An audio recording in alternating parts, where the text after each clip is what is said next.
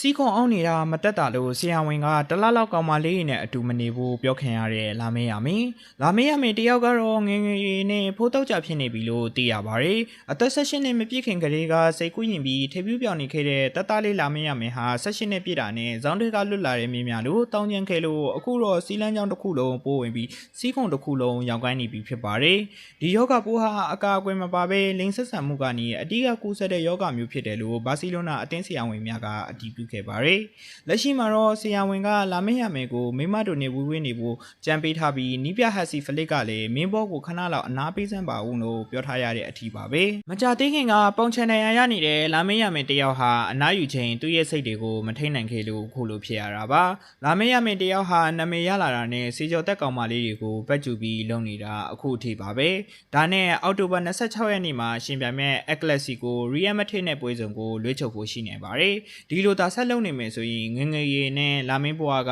မတွေ့ရစရာပါပဲစိတ်ဝင်စားစရာဘောလုံးသတင်းတွေကိုအမြင့်တင်ဆက်ပေးနေမယ်ကျွန်တော်ရဲ့ Football Lover မြန်မာကျူကျူ channel လေးကိုလည်း subscribe လုပ်ထားဖို့မမေ့ပါနဲ့နော်အားလုံးကိုအဆုံးထိကြည့်ပေးကြတဲ့အတွက်ကျေးဇူးအများကြီးတင်ရှိပါတယ်